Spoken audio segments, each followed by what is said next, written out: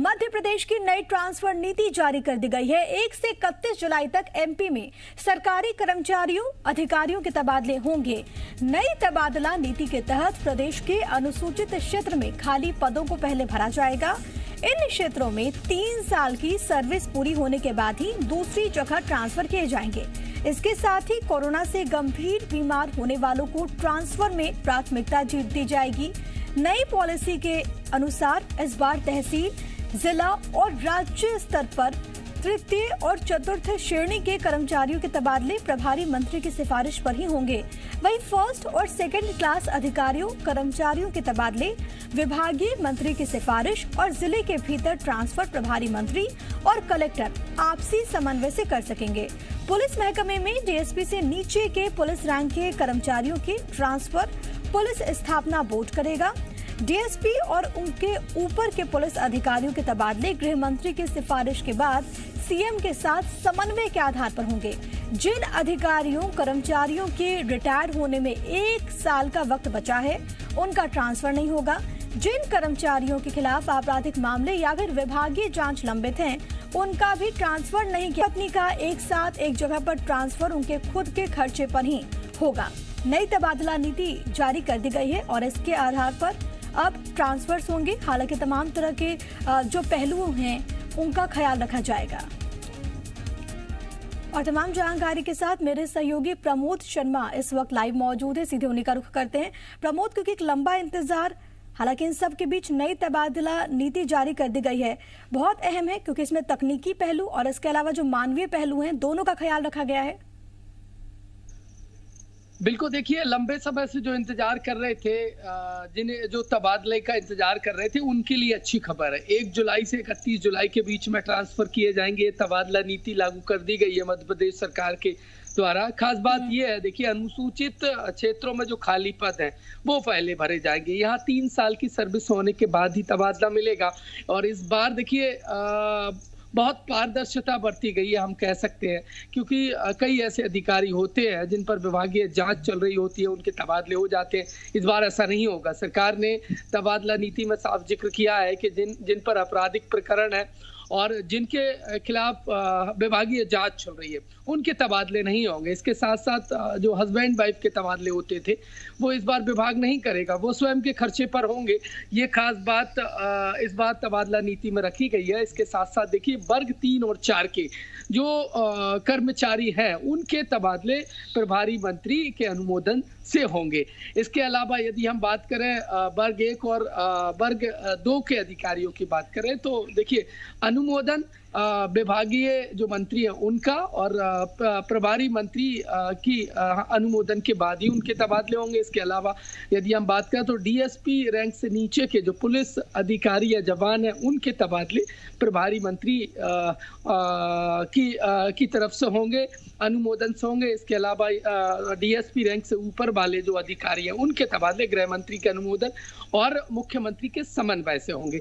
इस बार ये तबादला नीति में देखिए पूरी पारदर्शिता बरती गई है। किसी भी तरीके से कोई ऐसा अधिकारी जिसके खिलाफ विभागीय जांच चल रही है, जो करप्ट है, या इस तरीके के कोई मामले दर्ज है, तो उसका तबादला नहीं होगा। देखिए, अनुसूचित जो क्षेत्र है, जो ट्राइबल बेल्ट है, वहां पर पद खाली ना रहे, किसी भी तरीके से शासकीय योजनाओं में दिक्कत ना आए, इसी मद्देनजर पहले वहां पर जो पद है वो भरे जाएंगे और 3 साल की सेवा उस क्षेत्र में पूरी हो जाएगी। तब प्रमोद, क्योंकि जिस तरीके से आप भी जिक्र कर रहे हैं, तबादला नीति में हर जगह पारदर्शिता का बहुत ख्याल रखा गया है। तमाम जो व्यवस्थाएं बनाई गई हैं उसमें पारदर्शी तरीके से तमाम चीजें हों, इसका ख्याल रखा गया है। बने रहिएगा प्रमोद। एक और अहम खबर अपने दर्शकों को बता देती हूँ। बड़ी खबर भोपाल से, जहां पर बीजेपी ऑफिस में दिग्गज नेताओं की बैठक आज है। शिव प्रकाश और मुरलीधर राव करेंगे बड़े नेताओं के साथ मीटिंग। सत्ता और संगठन के बीच समन्वय पर इस दरमियान चर्चा संभव। बैठक में शामिल हो सकते हैं मुख्यमंत्री शिवराज सिंह चौहान, वीडी शर्मा, कैलाश विजयवर्गीय समेत कई केंद्रीय मंत्री भी इसमें शामिल हो सकते हैं। कल आपको याद होगा कि कार्य समिति की भी बैठक हुई थी और आज एक बार फिर से ये बड़ी बैठक और इसमें तमाम चीजों को लेकर यहाँ पर चर्चा, तमाम चीजों को लेकर यहाँ पर मंथन। बीजेपी ऑफिस में दिग्गज नेताओं की यहाँ पर मीटिंग होगी और प्रमोद मेरे साथ, मेरे सहयोगी लगातार बने हुए हैं। प्रमोद, इस बैठक के क्या मायने, किस लिहाज से इस मीटिंग को देखा जाए? देखिए, सत्ता और संगठन में समन्वय बना रहे, और सत्ता और संगठन में जब समन्वय बना रहता है तो प्रदेश का विकास होता है और सरकार लोकप्रिय रहती है। इसी मद्देनजर ये महत्वपूर्ण बैठक है। और जो राष्ट्रीय सह संगठन महामंत्री है शिव प्रकाश, प्रदेश भाजपा प्रभारी मुरलीधर राव समेत बीजेपी प्रदेश अध्यक्ष, देखिए मुख्यमंत्री से भी चर्चा होगी, बैठक होगी। राष्ट्रीय महासचिव कैलाश विजयवर्गीय भी बीजेपी दफ्तर पहुंचेंगे, बैठक लंबी चलेगी। इसके अलावा देखिए खबर यह भी है कि केंद्रीय मंत्री नरेंद्र सिंह तोमर भी पहुंचेंगे। प्रदेश भर के जो तमाम दिग्गज बीजेपी के नेता हैं वो आज भाजपा कार्यालय पहुंचेंगे, सभी की बैठक होगी एक साथ। देखिए पिछले दिनों इस तरीके के बयान निकलकर सामने आए थे कि संगठन के कुछ पदाधिकारी हैं वो सरकार से इतर बयान दे रहे थे, और ऐसा भविष्य में ना हो, सत्ता और संगठन का समन्वय बना रहे। इसी मद्देनजर ये महत्वपूर्ण बैठक है, क्योंकि बड़े संगठन के नेता भी मौजूद रहेंगे और सरकार के मंत्री या हम कहें मुख्यमंत्री मौजूद रहेंगे, तो एक समन्वय मीटिंग इसको कही जा सकती है। और सरकार की जो महत्वपूर्ण योजना है वो संगठन के जरिए, पार्टी पदाधिकारियों के जरिए, कार्यकर्ताओं के जरिए जनता तक कैसे सही बात पहुंचाई जाए, इसको लेकर भी विचार विमर्श और मंथन हो सकता है। देखिए बीजेपी हमेशा से सरकार के साथ चलकर जनता तक सरकार की जनहित की योजनाएं बताने और प्रचार प्रसार करने का काम करती है, लेकिन इसे और मजबूती से, और कोरोना जिस तरीके से मध्य प्रदेश की शिवराज सरकार ने कंट्रोल किया है, आज जो कोरोना की यदि हम बात करें तो तमाम अहम पहलू पर चर्चा होगी, मंथन होगा। सत्ता और संगठन का कैसे सामंजस्य स्थापित किया जाए, आगे कैसे मजबूत किया जाए, उसको लेकर यहाँ पर चर्चा नजर बनाए रखेगा। प्रमोद, आपसे आगे भी अपडेट लेंगे। फिलहाल के लिए बहुत शुक्रिया आपका, दोनों खबरों पर विस्तार रूप से जानकारी दर्शकों तक पहुंचाने के लिए। इधर आपको ये बताते चले कि भोपाल में चल रही बीजेपी कार्य समिति की बैठक खत्म हो गई है। ऑनलाइन बैठक का उद्घाटन बीजेपी के राष्ट्रीय अध्यक्ष जेपी नड्डा ने किया। उन्होंने एमपी सरकार और संगठन के काम की तारीफ करते हुए कई योजनाओं और उनके क्रियान्वयन के लिए बधाई दी। बैठक में कोरोना पर प्रस्ताव पारित करने के साथ ही वैक्सीनेशन में कार्यकर्ताओं की भूमिका की सराहना भी की गई। बैठक के बाद बीजेपी प्रदेश अध्यक्ष वीडी शर्मा ने कांग्रेस पर निशाना साधते हुए कहा कि एमपी में वैक्सीनेशन के रिकॉर्ड बनते हैं तो कमलनाथ और दिग्विजय सिंह के पेट में दर्द होता है। ऐसी अराजकता और भ्रम फैलाने वालों के खिलाफ बीजेपी कार्यकर्ता काम करेगा और केंद्र और राज्य सरकार की योजनाओं को जनता तक पहुंचाने का काम किया जाएगा। बीजेपी के स्वास्थ्य स्वयं सेवक ग्रामीण और ब्लॉक स्तर पर तैयारी करेंगे। इसके लिए 26 जून से प्रशिक्षण भी शुरू होगा। इसके साथ ही बीजेपी का संगठन सरकार के कामकाज की मॉनिटरिंग भी करेगा। इस कार्य समिति के अंदर जो 3 रेजोल्यूशन आए हैं, पहला रेजोल्यूशन हमारा शोक प्रस्ताव, जिसके अंतर्गत समाज के कई ऐसे लोग जो हमारे बीच से चले गए, कोविड के महामारी के संकट में भी कुछ कार्यकर्ता समाज के प्रबुद्ध लोग चले गए, उन सबको लेकर एक शोक प्रस्ताव हमने पारित किया है। राजनीतिक प्रस्ताव पॉलिटिकल सिचुएशन को लेकर के वो आपके सामने मुझे लगता है आपको मिला भी होगा, प्रेस के पास वो गया है, तो उसमें सारी आज मध्य प्रदेश की जो एक राजनीतिक परिस्थिति है उस पर एक रेजोल्यूशन भारतीय जनता पार्टी की हमारी कार्य समिति ने आज पारित किया है। अभी तक तो पाकिस्तान के साथ मिलकर के इस देश की रक्षा से खिलवाड़ करने की रचना कर रहे थे, देश को तोड़ने की बात करने वाले दिग्विजय सिंह और अब कमलनाथ मानवीयता के खिलाफ भी खड़े हो गए। ये मानवता पर प्रहार है। अगर सरकार वैक्सीनेशन में रिकॉर्ड बनाती है तो पूरे देश को गुमराह किया जाता है। दिग्विजय सिंह, कमलनाथ और जयराम रमेश, इन लोगों के द्वारा ये इस देश के लिए, देश की सुरक्षा के लिए, मैं तो कहता हूं कांग्रेस के लोग जिंदगी भर फूट डाल करके राज्य करने की नीति पर हमेशा जीवित रहे हैं। ये तो अपने आप को बचाने के लिए देश के विभाजन में भी चले गए थे, प्रधानमंत्री बनने के लिए। ये वही कांग्रेस है, वही कंसेप्ट है और वही इनका चरित्र है। तो ऐसे लोग जो बात करने का प्रयास करते हैं कि एक वर्ग को गुमराह करके ये भाजपा आपकी विरोधी है, उनका विश्वास भी जीतना चाहिए। तो वहीं बीजेपी की इस कार्य समिति की बैठक पर कांग्रेस ने तंज कसा है। कांग्रेस नेता भूपेंद्र गुप्ता ने बीजेपी को नेता चुराने वाली पार्टी करार देते हुए कहा कि बीजेपी दूसरे पार्टियों के पले बड़े नेताओं को चॉकलेट का लालच देकर चुरा लेती है। उन्होंने कहा कि कांग्रेस चुनाव को लेकर अपनी तैयारी कर रही है और इसलिए दमोह का चुनाव जीते। बीजेपी अंगड़ाई लेकर हर काम करती है, हम शांति से सभी काम करते हैं। उन्होंने आरोप भी लगाया कि 15 महीनों में कांग्रेस ने जो किया वो बीजेपी 15 सालों में नहीं कर पाई। 15 महीने में जो है 1000 गौशालाएं बनाई, जो ये 15 साल में नहीं बना पाए थे। हमने जो है 27 लाख किसानों का कर्जा माफ किया, जो ये 15 साल में नहीं कर पाए थे। इन्होंने 2008 में वादा किया था 50,000 का कर्जा माफ करने का। हमने जो है नौजवानों को स्किल डेवलपमेंट का नया काम शुरू कराया और उसमें जो है लोगों को जोड़ा, रोजगार कराया। चोरी करवाते हैं और जो चोर दाएं तरफ भागते हैं तो ये बाएं तरफ दौड़ के कहते हैं पकड़ो पकड़ो पकड़ो पकड़ो पकड़ो पकड़ो, तो चोर भाग जाते हैं। ये इनका मूल चरित्र है। ये जो है पले पलाए बच्चे चुराते हैं, खुद से लीडर पैदा नहीं करते, दूसरी पार्टियों के पले पुसाए जो बच्चे होते हैं उनको चॉकलेट दिखा के चुराते हैं। ये इनका दूसरा करैक्टर है। ये जो अभी सरकार को चोरी करने के बाद का जो इतिहास है भारतीय जनता पार्टी का, इस लेटेस्ट सरकार का। वहीं राजधानी भोपाल में आशा कार्यकर्ताओं का प्रदर्शन जारी है। अपनी मांगों को लेकर भोपाल पहुंची सभी कार्यकर्ताओं ने सड़क पर धरना दिया। इनका आरोप है कि इनके संगठन के प्रदेश अध्यक्ष समेत कई लोगों को गिरफ्तार किया गया है। आशा कार्यकर्ता नियमितीकरण और मानदेय 4000 से बढ़ाकर 18,000 करने की मांग कर रहे हैं। इनका कहना है कि कोविड काल में हमने जिम्मेदारी से काम किया, लेकिन अब हमारी कोई नहीं सुन रहा।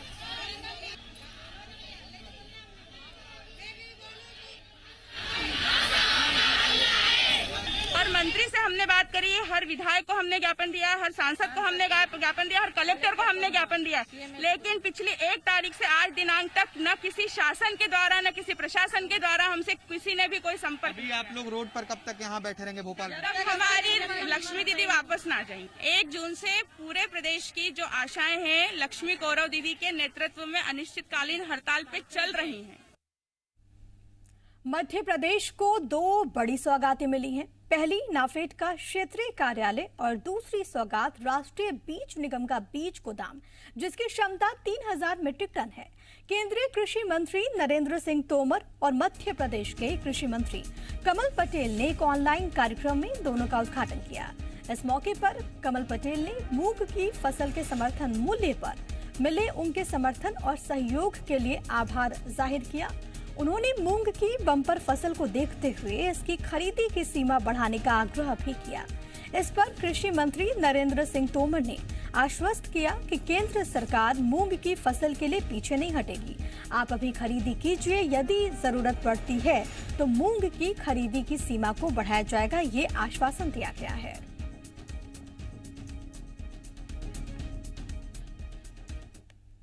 बड़ी मध्य प्रदेश को मिली है, जिससे किसानों की आय दोगुना करने में जो प्रधानमंत्री जी का संकल्प है वो पूरा होगा। अच्छी गुणवत्ता का बीज, और जो बीज अच्छी गुणवत्ता का खेतों में डालेंगे तो उत्पादन भी बढ़ेगा। तो बढ़ा हुआ उत्पादन पूरा भारत सरकार समर्थन मूल्य पर नेफेड के माध्यम से खरीदती, उसका लाभ किसानों को मिलेगा। मेरे निवेदन पर आश्वस्त किया कि प्रदेश सरकार जितना मूंग खरीदे केंद्र सरकार पूरा सहयोग करेगी, पीछे नहीं हटेगी और अनुमति देंगे। इससे मध्य प्रदेश के किसानों का जितना भी मूंग उत्पादित हुआ है वो पूरा खरीदा जाएगा और समर्थन मूल्य पर उनको मूल्य मिलेगा, जिससे किसान की खेती लाभकारी धंधा बनेगी। खंडवा में पीने के पानी के लिए मचे बवाल में पूर्व केंद्रीय मंत्री अरुण यादव भी कूद गए। उन्होंने नर्मदा जल योजना में भारी भ्रष्टाचार के आरोप लगा दिए। उन्होंने कहा कि 110 करोड़ रुपए की योजना तत्कालीन शहरी विकास मंत्री कमलनाथ ने स्वीकृत की थी, लेकिन ये भ्रष्टाचार की भेंट चढ़ गई। उन्होंने कहा कि हम भ्रष्टाचार के कारण ही आए दिन इस योजना की पाइपलाइन फूट रही है और लोगों को पानी उपलब्ध नहीं हो पा रहा। इससे पहले उन्होंने 15 दिन से पानी की समस्या से जूझ रहे खंडवा के लोगों की समस्याएं सुनी और नगर निगम आयुक्त से बातचीत की। नगर निगम आयुक्त ने भी कहा कि अरुण यादव ने नर्मदा जल योजना और पीने के पानी की समस्या के बारे में कई सुझाव दिए और इन पर अमल भी किया जाएगा। जल्द ही खंडवा के लोगों को पर्याप्त और स्वच्छ पानी मिल सके, इसके प्रयास किए जाएंगे।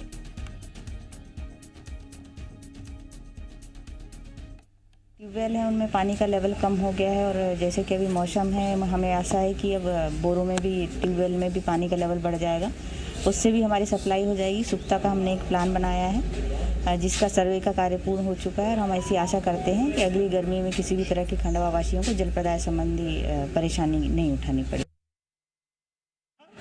कि अगर आपकी लाइन नहीं चल रही है तो जो कॉन्ट्रैक्टर उसके खिलाफ आप क्या कार्रवाई करने वाले हैं।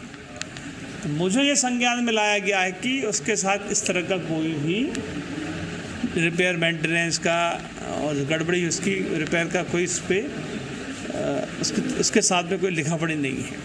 तो ये सारी बिंदुओं पर हमने कमिश्नर से बात की, कलेक्टर से भी हमने कहा है कि भाई शहर में पानी की व्यवस्था करिए। और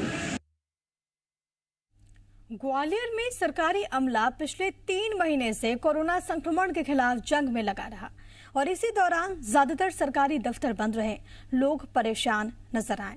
इस दौरान परेशान लोगों ने पानी, बिजली और दूसरे मुद्दों से जुड़ी करीब 15,000 से अधिक शिकायतें सीएम हेल्पलाइन में दर्ज करा दी। हालांकि इनमें से कुछ शिकायतों का निराकरण निचले स्टाफ ने कर दिया, लेकिन अभी भी 13,537 शिकायतें पेंडिंग हैं। शिकायतकर्ताओं का ये आंकड़ा प्रदेश के दूसरे बड़े जिलों की तुलना में सबसे अधिक है। हालात ये हैं कि इन शिकायतकर्ताओं का निराकरण अगले 2 महीनों में भी संभव नहीं है, क्योंकि अफसर जितनी शिकायतों का निपटारा करेंगे उसी रफ्तार से नई शिकायतें बढ़ती जाएंगी। हालांकि आपको बताते चले कि पहली बार इतनी पेंडिंग शिकायतें देखने के बाद अब अफसरों को भी इनके समाधान में दिक्कतें आ रही हैं। सबसे अधिक 2,529 शिकायतें अकेले खाद्य विभाग की है।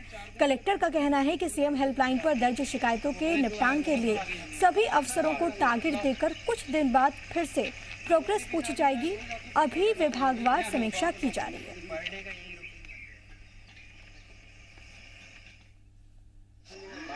जैसे ये देखने में आया कि कोविड काल में जन सुनवाइयां नहीं हुई तो सीएम लगी हुई। हाँ, अब हम लोग उस पर फोकस कर लिया है, हम लोग उसका निराकरण कर रहे हैं और धीरे धीरे सारे निराकरण हो जाएंगे। इस तरह के केसेस ज़्यादा बड़े। अभी हमने समीक्षाएं शुरू की हैं, राजस्व के केस हैं, कुछ नामांतरण के केस हैं, इंक्रोचमेंट के केस हैं, उन पे हम लोग काम कर रहे हैं। खबर भोपाल से है। मंडी बोर्ड ने चालान पर अनाज और उसकी क्वालिटी लिखने के फैसले को स्वागत इसका किया है। अनाज व्यापारियों के विरोध के बाद सहायक संचालक ने आदेश को स्थगित कर दिया। भोपाल मंडी बोर्ड कार्यालय ने दरअसल ये आदेश जारी किया था और इसमें मंडी व्यापारियों को अपने अनाज की बिक्री करते वक्त चालान पर अनाज के नाम, उनकी क्वालिटी को उल्लेखित करने को कहा गया। आदेश के अनुसार ऐसा नहीं करने पर उनको अपना माल मंडी से बाहर ले जाने, बेचने की अनुमति नहीं मिलेगी। लेकिन व्यापारियों के भारी विरोध के बाद इस आदेश को स्थगित कर दिया गया।